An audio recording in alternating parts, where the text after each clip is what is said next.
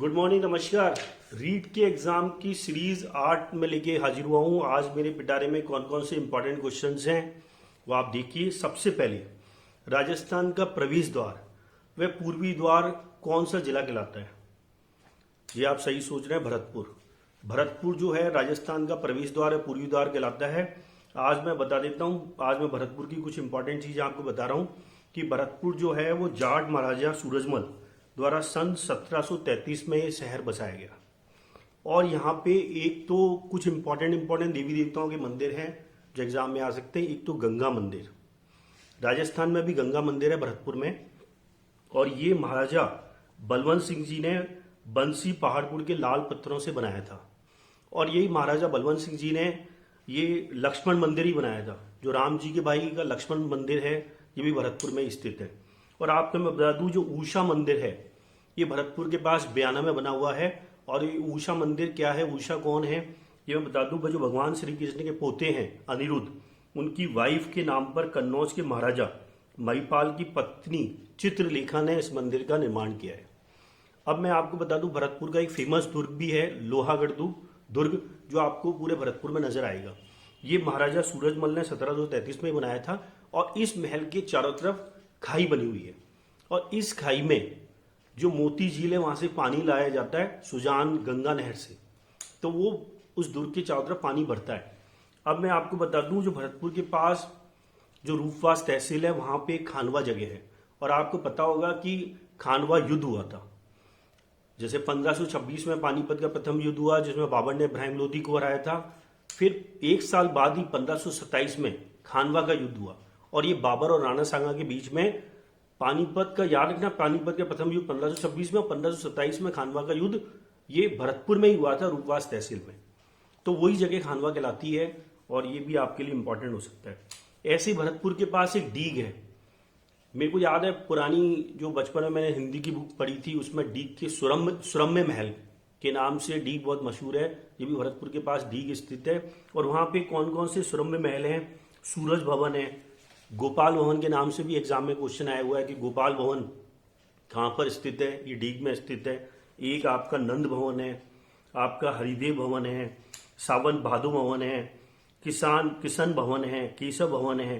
तो गोपाल महल का जो निर्माण है वो गोपाल सागर झील पर महाराजा सूरजमल ने करवाया था।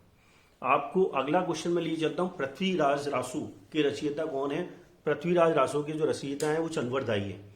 चंद्रवरदाई जो है, पृथ्वीराज चौहान जो थर्ड है उसके दरबारी कवि थे और फेमस कवि हैं चंद्रवरदाई। और आपको ये भी बता दूं, ये अजमेर के जो अंतिम सम्राट है पृथ्वीराज चौहान थर्ड के जीवन चरित्र और युद्धों का वर्णन उन्होंने इसी पृथ्वीराज रासो में किया है। और ये रचना जो है पिंगल में रचित है और वीरस पे आधारित है। अब मैं आपको बता दूं, पद्मावत का रचयिता कौन है? मलिक मोहम्मद जायसी।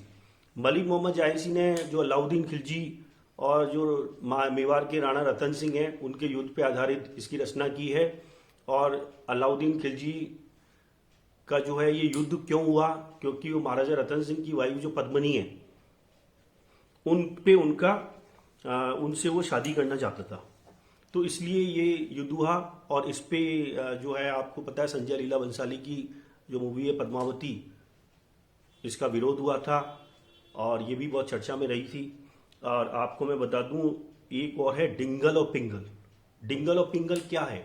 डिंगल और पिंगल राजस्थानी साहित्य की प्रमुख शैलियां हैं। आपको बता दूं, डिंगल जो शब्द का प्रयोग राजस्थान के फेमस कवि बांकीदास ने किया था। तो डिंगल और पिंगल एग्जाम में आता है कि क्या है, राजस्थानी भाषा की प्रमुख शैलियां हैं।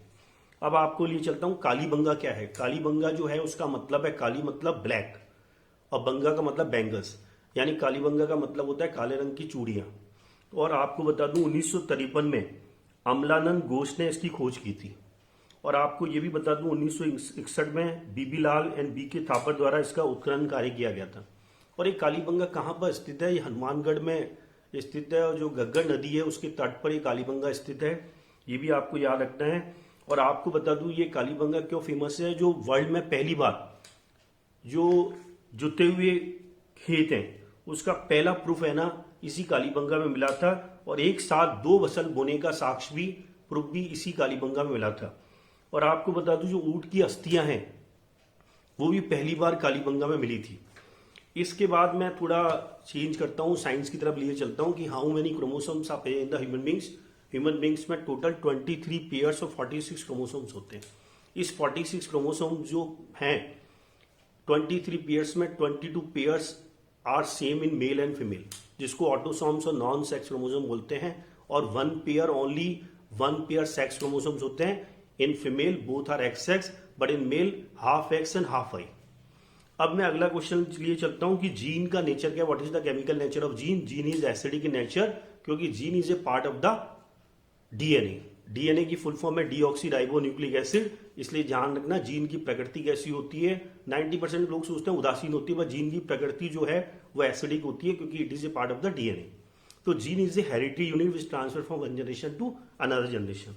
अब मैं ले चलता हूं मेल गोनेट क्या है, मेल ग्लैंड क्या है।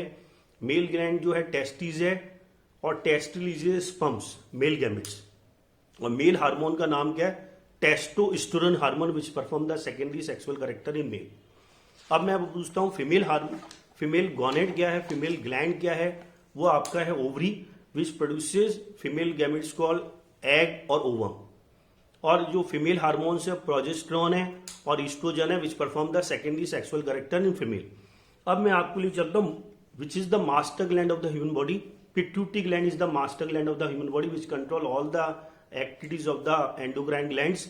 तो याद रखना विच is the master gland of the human body, pituitary gland, जो ग्रोथ हार्मोन रिलीज करता है विच help in the formation of bones and muscles.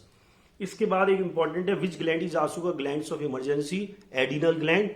और एडिनल ग्लैंड को ग्लैंड्स ऑफ इमरजेंसी क्यों बोलते हैं, विच इसका आंसर 4F में है, क्योंकि ये क्या करती है 4F which help in the fight और फ्लाइट फ्रॉम फियर, यानी डर के आगे जीत है। तो adrenal gland is also called adrenaline hormone. और adrenal gland releasing adrenaline hormone जो है उसका टारगेट ऑर्गन है हार्ट, दिल पे अटैक करता है, ध्यान रखना, इमोशंस पे। और विच हार्मोन, जो इंसुलिन हार्मोन जो है release by the pancreas gland, ये भी इंपॉर्टेंट है कि जो पेनक्रियाज ग्लैंड है रिलीज इंसुलिन हार्मोन। और इंसुलिन हार्मोन क्या करता है, प्रिवेंट द डायबिटीज। याद रखना पेनक्रियाज इज एक्सोक्राइन और एंडोक्राइन ग्लैंड दोनों हैं। और पेनक्रियाज जो याद रखना इंसुलिन हार्मोन रिलीज करता है विच प्रिवेंट द डायबिटीज।